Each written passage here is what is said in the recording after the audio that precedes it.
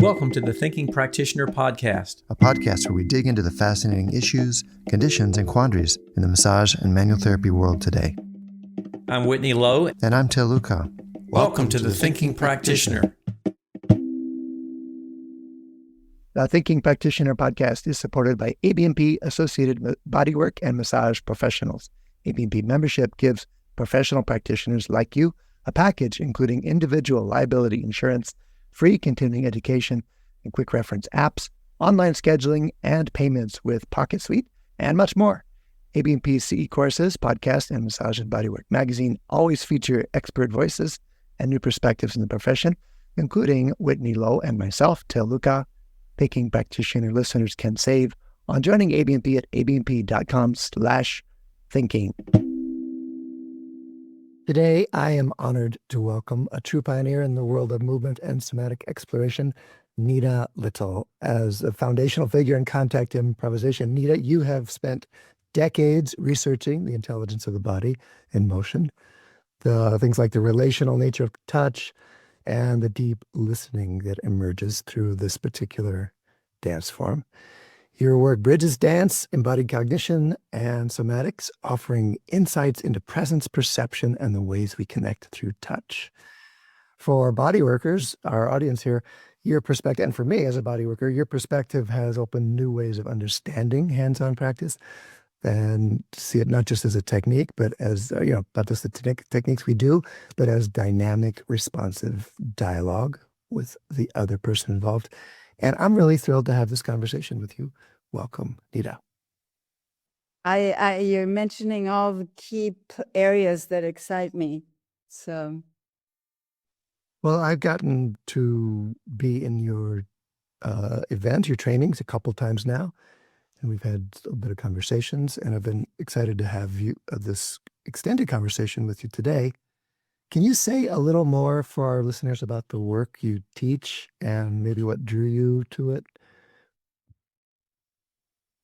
Well, initially I was a dancer. I'd been a dancer since I was a tiny person, and known I was a dancer since I was maybe 11 years old. Just knew that was my drive. That was who I would be in life. So that's easy. The being a mover was easy. Initially, I wanted to be a contemporary dancer and became a contemporary dancer. But through the course of my education, I met Steve Paxton at a moment when he was interested in reflexive action, had just been working with men at Oberlin College, and he was he's a postmodern Judson pioneer, Judson era pioneer, if you know dance history. I don't, but that's good. That's a really big turning point in compositional thinking for dance.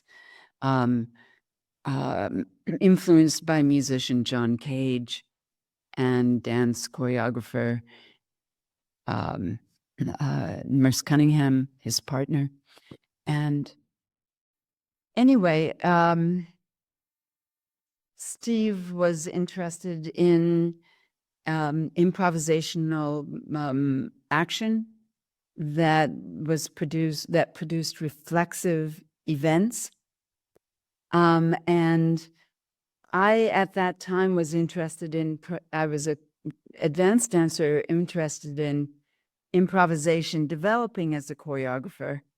And he was my teacher in composition and at Bennington College. And I was interested in what could happen in movement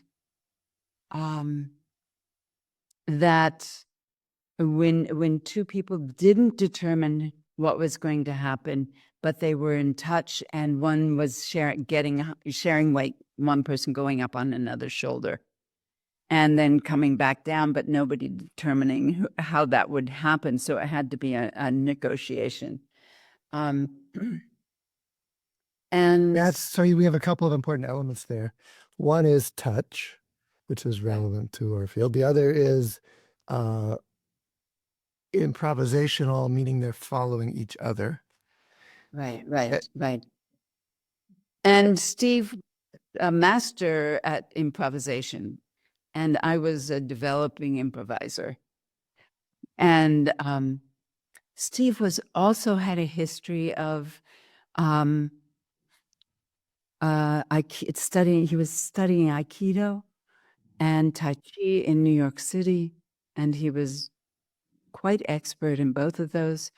And so that information was infiltrating what happened when we went into a studio to kind of explore what this could be. Now, it was an unequal relationship because I was a student, of course, and Steve had ways of understanding movement that I didn't have yet. He knew how to ask questions of movement to seek the principles, not the action itself. That was so exhilarating to me, such a huge shift in how I could understand the making of movement. And it basically produced what became contact improvisation. And you're describing an ability he had to somehow open up an inquiry as opposed to imparting a form or a method or something like that. And he kind of profoundly believed that everybody knows how to do this. That's part of his interest in reflexive action. What we came to really understand, and reflexive action, everybody knows how to do, right? Tell us what you mean. What's reflexive action? Reflexive action. So the reflexive action is you touch a hot stove, your hand is already moving before you know it. Okay. Away from the stove. You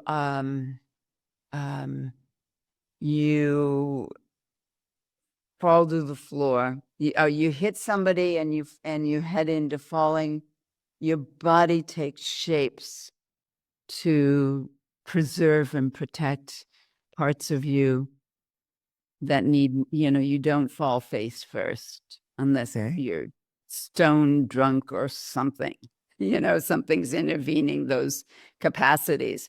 Otherwise, you will protect yourself, right? Instantly. That this kind of interiority of knowing oneself without having to think about it. It's not brain-based. It's not neural, it doesn't have to go up here before it happens. Okay. That instant action. It's not considered, in other words. Now, reflexes can be trained. And so a lot of what we were doing was training reflexes. Okay, so how about touch in CI, in contact improvisation? How has your understanding of it changed or evolved over the decades you've been doing this? How about touch? I think initially it was with respect to touch, I was raised with brothers, and we were always grappling one way or another. So we were like in there moving against bodies, with bodies, generally not in sweet ways. Generally, somebody's playing with the other. But so being highly physical with another body was an easy place for me. And then as a dancer, it was always an easy place. I think it was a gift to me being raised with brothers. As I went in, as contact developed, figuring out the varieties of ways that we could touch, opened up this understanding that touch was critical, not only to what I was doing, but to how I was communicating with another body. And I didn't, in the early days, have language to describe that. So a lot of the past 53 years have been figuring out the language to describe phenomenon that can be felt and acted on, but not spoken about. And Touch is like that. Bodies are like that. yeah, And that's touch being the most obvious place that contact improv overlaps with bodywork and massage. And yet it's a really different, I've learned a lot about touch just through these last couple of years of diving into contact improv myself. at one point I did a piece called These Gifts Were Handed Through a Hole. It was, in the era, we're talking in the 80s, 70s. Okay. 70s. I think I did a dance piece at the Art Museum and Museum of Art in Berkeley, at UC Berkeley. And it was early contact. And the image, this was the day when I was doing the I Ching, did the I Ching, put my hand there, and this is what the title came up to be. So, Chance Procedures with Merce Cunningham. And but the image for me was always that the point of contact was a hole. All right. A hole. Was a thoroughfare through which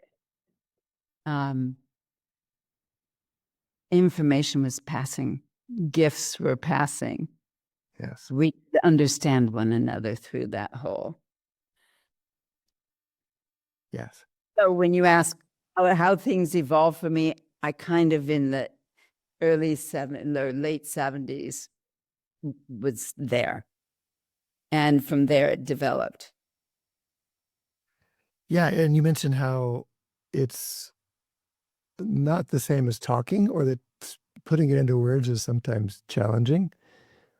But so I had a great conversation with Alicia Grayson here on the podcast, and we talked a lot about body work and contact. But there's something I'm trying to articulate for myself about the learning I've done about touch as a toucher professional toucher for 40 years, moving into a new format here, the contact form. It's opened up, it's refined what I do, and it's opened up different possibilities, I'd say. In my hands-on work, in body work, I'm touching mostly with my hands. And yet in contact, we are using the more than just the hands. Right. Well, since, in my growth and development, when I was thinking it was a whole, Yes. I was thinking of mind and body as two different functions, and mind passing through that whole. And eventually by the 90s, maybe the early 2000s, I was then saying, that's not really what it's different than that. Okay, so here's the evolution piece. Think of mind and body as a single action of being, as critical to what we understand as being. And if my image is the image of a Mobius being a three-dimensional object with a single surface. So it's a remarkable form. If you take a strip of paper and you put one twist in and you bring it together, Now you have a Mobius. The thing about a Mobius is that time is implicated in its single surface, because you have to run your finger along the form to realize that the inside becomes the outside, becomes the inside, becomes the outside. I'm still struck by the whole image. And you said that was the 70s or 80s, and then it became the whole image, the image of the whole. So let me take you to the Mobius and why I bring the Mobius up. The Mobius is one surface. If one were to make a circle of a strip of paper, you've got an inside and an outside. But with the Mobius, when you put that twist in it, the inside is the outside, the inside is the outside, as long as you're moving along that Mobius. If you stop anywhere on the Mobius, you've got an inside and an outside. So if you die, if you kill the object, if time no longer is implied in it, now you've got an inside and an outside, if you're on the surface of the Mobius. So mind-body, to me, is a Mobius. You stop anywhere, you register any moment, you take a picture, you study this moment alone, not in time. You've got both a mind and a body. If the object is moving, if there's time, it's a mind-body. So what time does in my world is it brings mind-body into this instant of presence of being. There's a way, I'm really interested in hearing you talk more than I'm interested in hearing myself talk, but you're spurring all kinds of ideas for me. Like, one is that sometimes when I'm doing body work, I imagine stopping time through the interaction. Okay, so I imagine that the medium I'm actually working with in my hand is time, and maybe I could even slow it down, manipulate it, change our perception of time, bring out some sort of timelessness. So in my belief, every instant is eternity. We can enter into it in some extraordinary eternity, in this dive into an instant that is not stopping time exactly. It's doing a different thing than stopping time. It's not killing the Mobius. It's a different action. So when you stretch something that is in motion, so that the instant now is this profoundly deep cavern of being, of this moment. I don't think of that stopping. I think of that as this simultaneous action to the play of time. And I think of stopping as that thing that we do in science when we stay on the same scale as the human and we stop the thing. It's a very different action to push the button on a stopwatch and stop time than it is to be touching someone else and enter into that. Exactly. Those are not the same. Yeah. So maybe the variations of what it means to stop, stretch, enter. I think of what you're talking about when you're going inside and finding that eternal moment is you're in an entering. In contact terms, which are touch terms, we can experience time in thin slices or in chunks, durations. A chunk is a duration.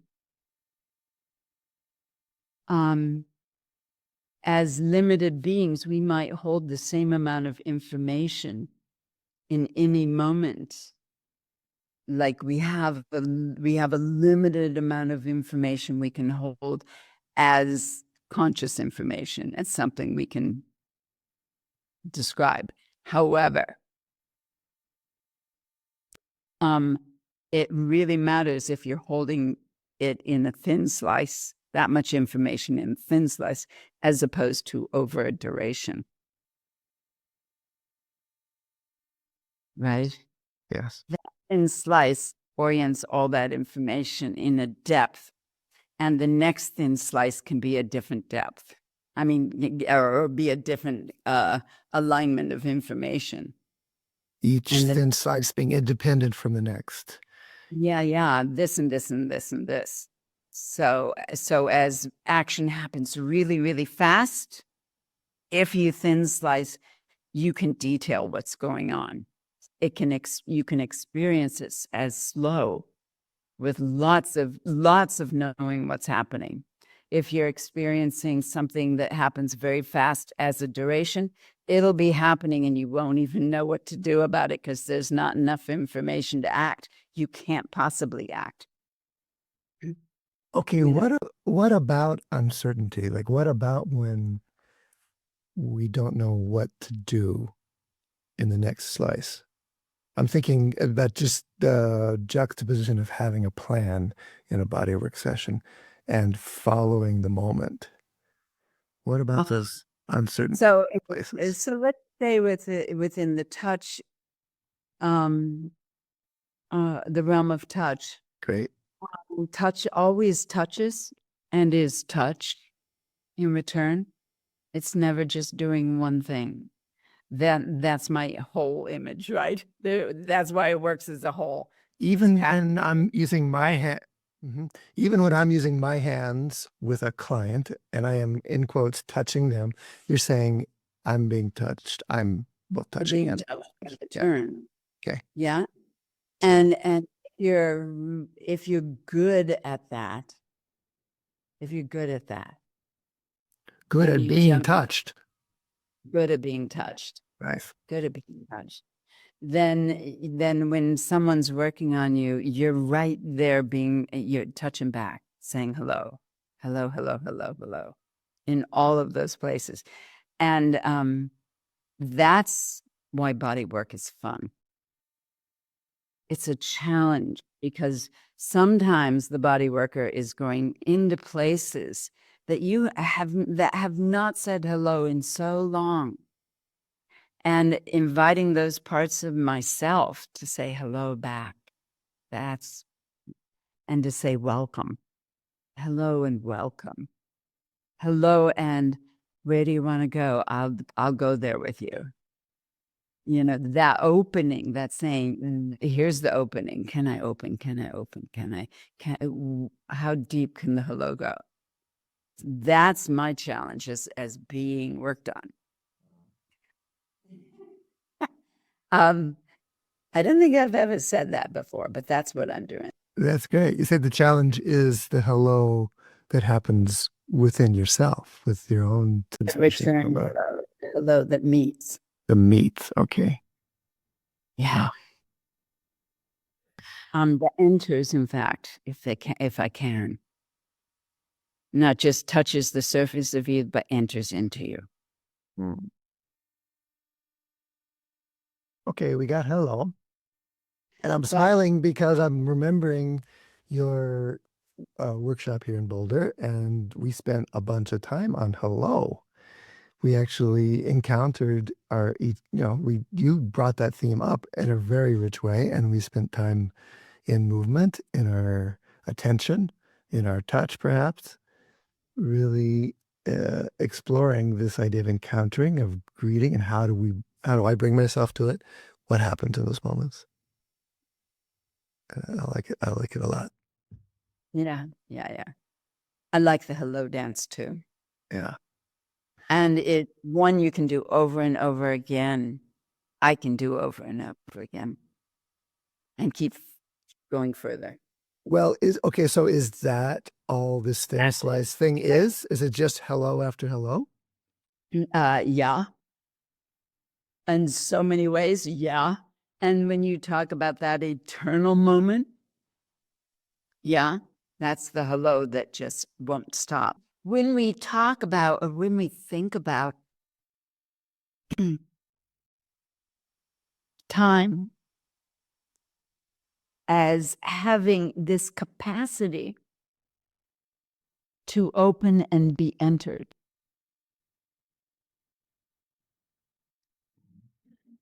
and touch allows that availability, because touch is deep. Touch is dimensional. Eyes see surfaces. They see light reflecting. Eyes see surfaces, yes. And we work conceptually to make the world a 3D world, Mm. right? I mean, we're structured so that we can see from this distance, which is not very great, the difference. So something kind of registers as 3D. This sees a different surface than this sees. So we kind of conceptually put it together into something. But the reason our eyes, we look at something and they are not still, they're constantly in motion, is so that we register as much as we can about the 3D as we, we're in minding the world. We're bringing the world into being. Yeah. And move around it by our motion, the motion of the eyes. Touch does a similar kind of thing, but touch already is acting in 3D because everything touches everything. I'm quoting Alvin Noe when I say that. Alvin Noe is a cognitive scientist, a philosopher who works with dance, works with William Forsythe, or did, and he registers. He's looking at how the world is, how a human is in minding. That presence for him, he has a text. He was on my PhD committee, I must say. So I'm kind of an Alvin Noe fan. But he has a book called The Varieties of Presence, in which he's really interested in how we bring the world into being. So that action, for instance, of the eyes that I was talking about, Yes. is critical. How and understanding how we presence, how we bring the world into being. It's fascinating to me. Okay, I'm trying to catch up. There's this idea that with the eyes, we're seeing a surface. Our brain puts it together in our experience as a three-dimensional object by, you said, moving around. This is like the predictive. Yeah. Predictive coding, same thing. Perpetual motion, micro motion. Yes. Even tiny little. This idea that we actually perceive only a little bit of our visual field clearly, and then the brain puts it into a whole for us. But you're saying touch. Not only that, but we're humans have a blind spot in the middle of our vision that we're constantly filling in. It's filled in. All right. Okay.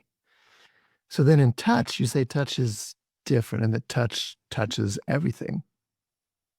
Touch isn't everything. Touch has attention has the capacity to organize the field of touch. I'm sure you're aware of that as you're working. Yeah. In terms of 3 dimensions, absolutely. Yeah. I touch it in big, if that's what we're talking about. Yeah. You touch in 3D, but you also can telescope in, telescope out your touch, can't you? I think so. Yes. Right? On I'm good sure days. You meet me somewhere and you'll be out in a broad sense. And then as you continue to work, you telescope in, maybe penetrating further, maybe entering into the particular. Yes. And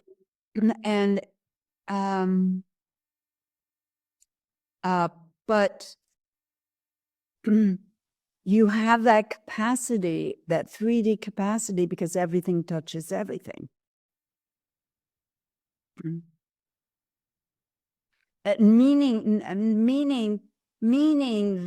that everywhere there is touch, everywhere there is something. It means that not that here I am, here I am actually touching everything because everything's touching everything. But as a human being, I can't travel that distance to you in Colorado just by doing this, right? Well, maybe I could in other capacities, other realms of touch. Okay. But in this realm of touch, it's not really functioning. I would like to put my hands on your face. Not happening. Not gonna. Yes, in that way. You're in Australia. By the way, I'm in Australia. So, right. And yet, that because everything's touching everything, my hand can touch my own face right now. I feel I can penetrate. I'm not stopped at the flesh. Right? Yeah. That tickle in my throat was right there. Mm. Where, doctor? Right there. You know, you could go here as well.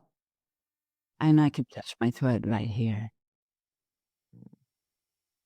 So it's touch is kind of remarkable, deeply unexplored by contemporary humans. God only knows what previous humans have done, but touch is profound. And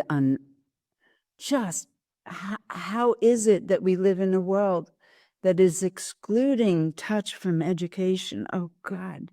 It's such a painful thing to me. I can't tell you. Yes. Going to cry.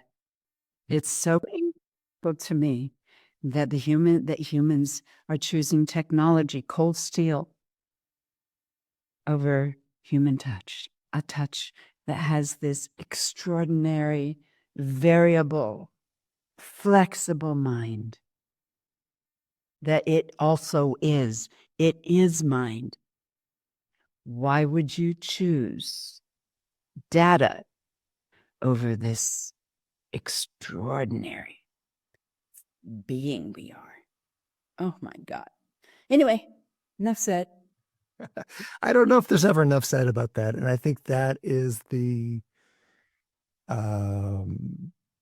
subtext. That means for sure we're singing to the choir here. Because that's the reason people come to us. That's the reason we're involved in this work. That's maybe the most powerful single aspect. The fact that where the touch is so marginalized and so uncommon, and especially the kind of touch we're talking about in these two different domains. What? Yeah. And it's not, you said the kind of touch we're talking about, but can I trouble that, Til? I'd like to trouble language. Trouble it, please. Because the kind of touch we're talking about presents it as a single kind. And I think in a world in which we don't know what a body-mind can do, and we don't know what a body-mind can do, the kinds of touch that are possible are innumerable, many more than we have yet conceived, yet experienced. And it is not simply a duality, this touch over that touch. sexual touch over healing touch, parental touch over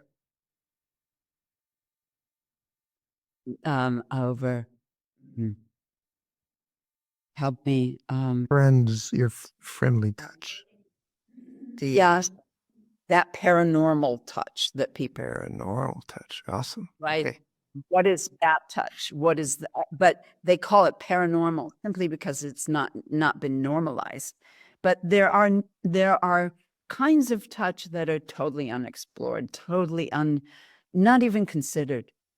And I don't know about you, but I have them. I have touch that happens to me all the time in different ways. Not all the time. That's being excessive. The world shows up in surprising ways. And if you are willing to hold things, to not try and define things really fast, to not try and grab a hold of what's happening, but you're allowing the world to show up and teach you, then, then your availability for understanding the varieties of things we don't yet understand about being mind bodies is important. It's there. And I think it's not super. It's not, I say paranormal, and I'm sorry I even use those words because that makes it weird. It's And that, alliteration with parental. I really liked that, by the way. Parental, paranormal. So you're juxtaposing things that, and thank you for troubling the language too, because box exited in my thinking about touch. Thank you for that. Out of the box. great. And that's why I think contact improvisation has an ability to explore the varieties of touch in new ways, that kind of clarity. What's the principle? What allows this to happen? When this, what then? That something like touch and play doesn't even come close to, because the second you have an agenda, watch the finger. I've learned this since being in India. I know got a new finger wag.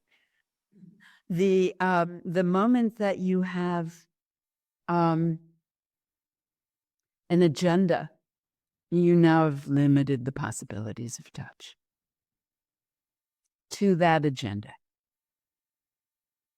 And so I really speak to contactors and say, do not confuse touch and play with contact improvisation. They're not the same thing. And when contact only has a social agenda, it loses its possibility as an inquiry to the social. Social does a very different thing. Social requires that we meet on a ground that we both understand already. Okay. You meet on a ground that we both don't understand already, and now we both have to be asking about it. Maybe together, but we're now no longer doing something social. So pushing contact where it doesn't, it's not limited by the social. Unless you've got a social that will stretch. By social, do you mean like a particular set of boundaries and norms that? Exactly. Yeah. Okay, so again, help me hold this juxtaposition of the boundlessness of touch and the benefit of boundaries. So I don't think touch is boundless, otherwise it wouldn't serve us. You know what I'm trying to ask. Yeah. But I'm wanting to make sure that listeners understand, because they mean in this conversation here in the same way. Let's go through it slowly then. Yes, please. Okay. So everything touches everything I don't want to personally don't want to have that confused with boundlessness. Or boundarylessness. Okay. Boundarylessness. Yeah.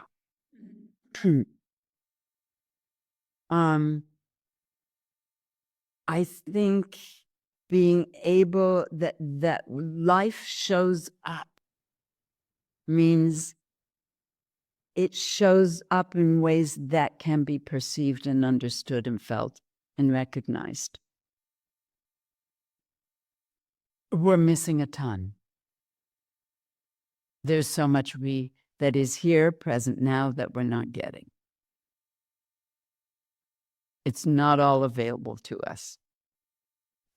The notion of boundarylessness may be a notion that, hey, you've got further to go.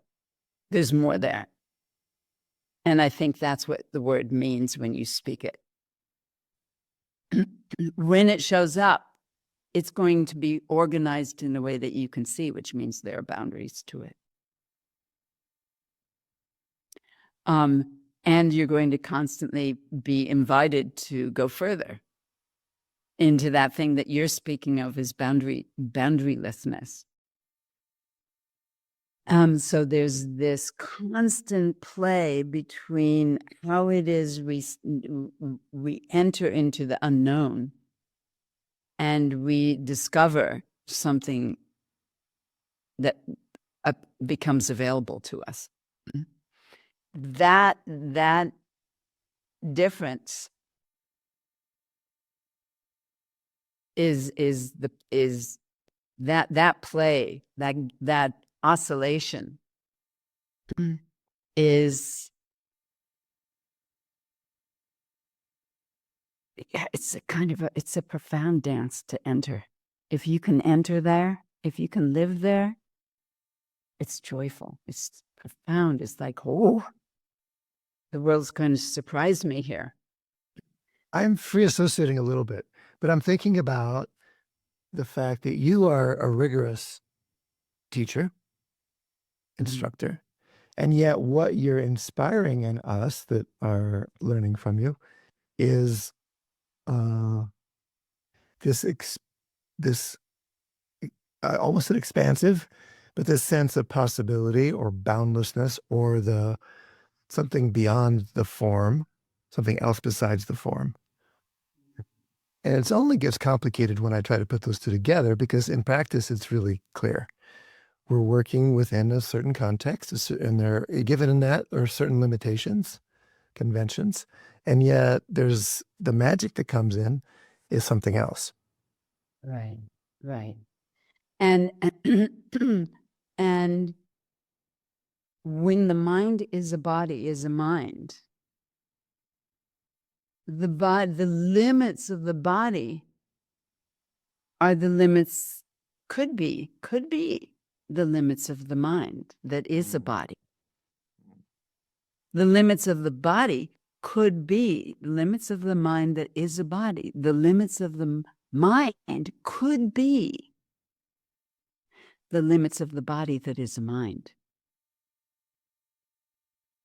Which means that to break through our cultural domestication and rewild our ability to attend to touch. Let's keep it about touch. We know that the mind has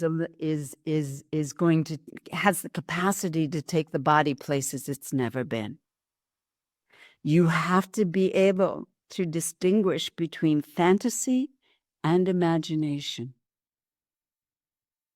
Fantasy is what can never be. It's a play of images smashing against images. Imagination is a possible that you have not yet arrived at. And you maybe don't yet quite know how. but you have that inner sense, could be. How could that be? What if? What if? And right now I'm thinking of that crazy bar scene in Star Wars where they take you to a bar and there are all these creatures that are humanoid, but they've got trunks and weird things and it's kind of creepy. And you go, okay, that's somebody's, is that fantasy or imagination? Well, in a world where I read in that same era, a Harper's Magazine talking about a plastic surgeon who's trying to figure out how to put in a cochlear implants in humans to enhance hearing that touches, then you go,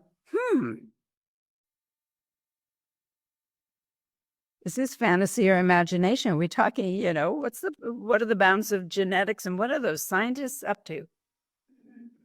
But then I start to say, but why do we have to go all the way to change the genetics? That might be cool too, especially when the brain rewires itself, which it can do very easily. Like if I imagine I have a cane, let's talk about proprioception. I'm walking with a cane, right? And I'm looking to somebody, and the end of the cane is telling me what's happening. I'm not looking with my eyes. I'm there, letting the end of the cane tell me, nothing's there. Better look. There's a step. Do I need the cane? Can I proprioceptively? The cane, by the way, gets wired into your brain. Becomes part of us, yes. Yeah, so that the brain has actually changed to include the cane. Yes. We're so facile. So then if I just have my imagination and a cane there, what then happens? Do I wire in? And how do I wire in a cane so that I'm understanding the touch that is at the end of the cane? And would I feel that empty step? And what kind of wiring, what kind of having of a cane do I need to do that job? What kind of ears do I need to have sound touch? And we know there are blind people who they make clicks and they hear. They hear 3D. We have canes all the time in hands-on work. We're always feeling through something to feel something else. Yes. Through a part of through a limb to feel the trunk, through the skin to feel the layers underneath, etc. We're always feeling. Right. So, and the moment you felt through, that is you now. It's in you. You now are that which you are touching. The knee has expanded into the cane. You have become that limb, that being. And that's the realm of touch that so deeply needs to be explored further. What happens when identity refuses to be limited to a single skin sac? So what about co-regulation? What about the nervous system? So that's so much of what happens in contact is that this me that I'm used to expands, and together with this bigger sense of me, there's a different sort of regulation possible. I wonder what the word regulation means, because every time I hear that word regulation, I fight inside. I have a fight. You want to regulate me? That's just your unregulated spirit, I think. Yeah. So co-regulate. I would use the word register. I wouldn't use the word regulate under those circumstances. Interesting. So that implies a listening or a witnessing or a recognition, I think. Register, when things register together, they're doing this, right? Your hands are like going back and forth with each other. Yes. Yeah, they're touching and they're moving as one movement. They've registered together. Regulate means I'm saying, now you do what I do when I do it, Gotcha. and I don't want that. I don't like the word regulate. I don't like that it's become the key term these days. Well, I have an imaginary listener in my mind who's saying, great, this is all interesting, but what do I do? How do I help a client have a better experience? How do I help myself have a better experience? How do I help them feel safe? What do I do? You, and we haven't mentioned it yet. But you have worked on me. Ah, okay. You've done body work on me, so I know something about your touch. Okay.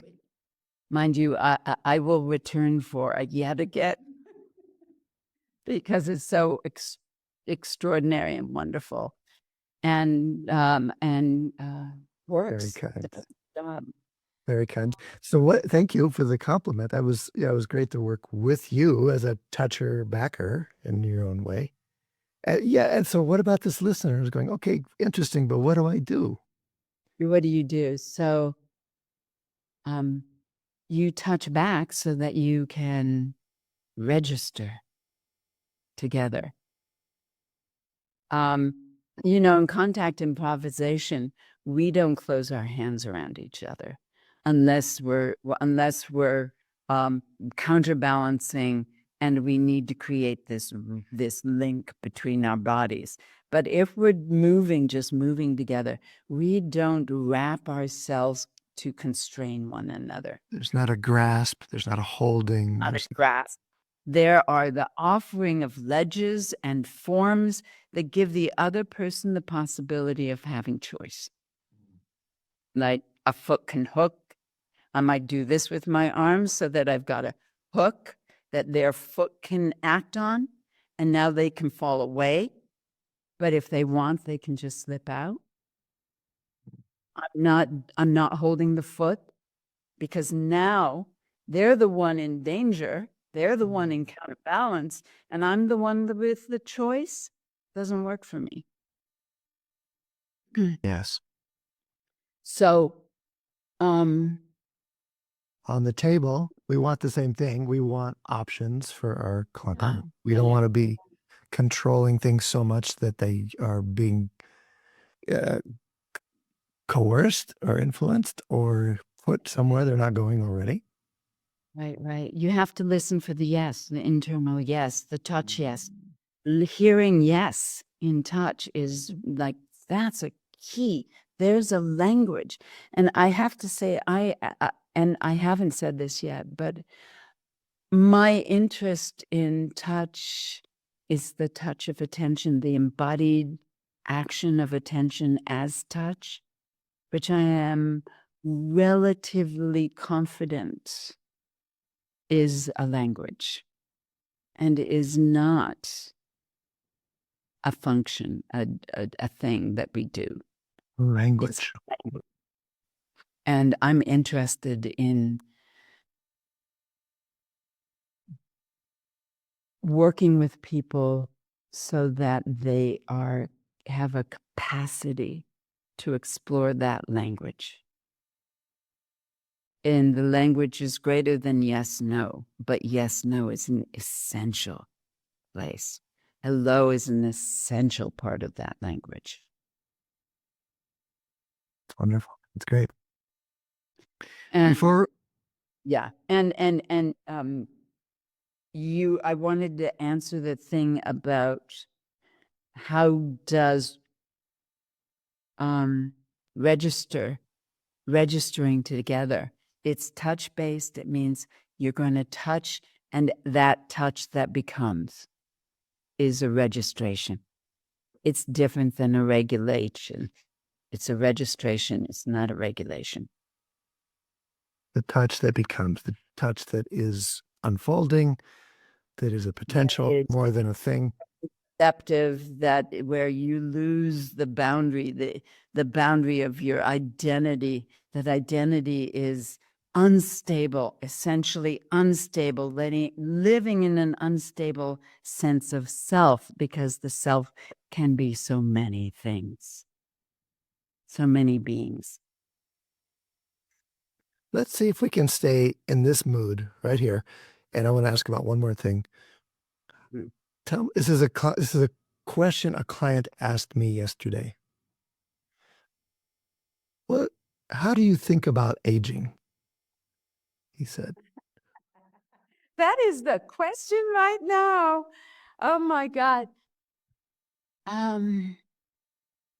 do I think about aging within a realm of specifically of touch, or within Touch, body, movement. inspiration?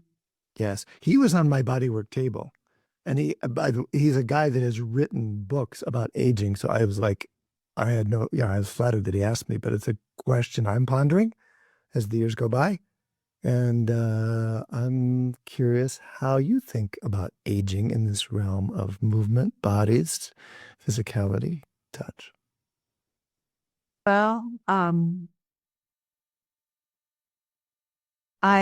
present with the vulnerabilities that are aging. I think it's extremely important, just thinking about this in the shower, because I think because of stuff that comes across I mean, I don't know if it's happening for you, but when I go online so often, I just went into YouTube to see something, and the ad comes up, and it's about Alzheimer's. And I'm thinking, they're just tracking me as an old person. They got my amber. They know me, yes. They know my age. So that now they're wanting me to be concerned about my brain health. And they're wanting to move me towards spending money in those realms. But as I was in the shower and this kind of floated through,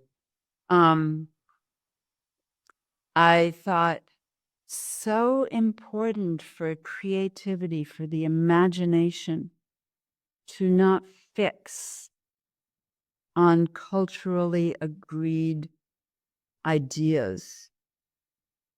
I was thinking about words and complex words, because I'd very often use complex words.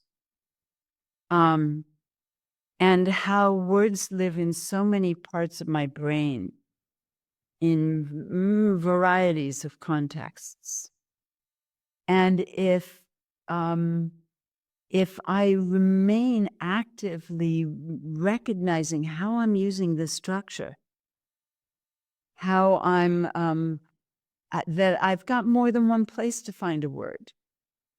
They live all through me in lots of ways, and in this body. Bring it down, bring it down, bring it down. That the imagination that can imagine more than culture offers constantly, stays awake, stays alive, imagines possibilities, goes for them, sees if they work. Go for a new one if parts of it works and parts don't. In exploration. Pretty hard for that to go down the old cultural road. Pretty hard for that being to do it the same way. So what is aging? Aging makes the demand to be an adventurer even stronger. But the adventurer becomes one of new hows. How can this be? How can I do it? Contact improvisation appears because of the question of how, and when, and where, and if this, what? those kind of constant inquiries. The question why, least important question there is. Okay. One thought you want to leave us with? It's been delightful. What would you like to leave us with? Oh my God.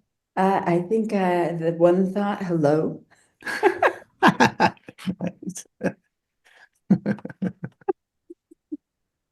Yeah. Perfect. Nita Little, thanks for taking the time to talk to me. We'll do more. Books of Discovery has been part of massage therapy education for over 20 years. Thousands of schools around the world teach with their textbooks, e-textbooks, and digital resources. Books of Discovery likes to say, learning adventures start here. They see that same spirit here on the Thinking Practitioner podcast, and they're proud to support our work, knowing we share the mission to bring massage and bodywork community enlivening content that advances our profession. Check out their collection of e-textbooks and digital learning resources for pathology, kinesiology, anatomy, physiology at booksofdiscovery.com, where Thinking Practitioner listeners like you save 15% by entering Thinking at checkout. Thanks, Books of Discovery.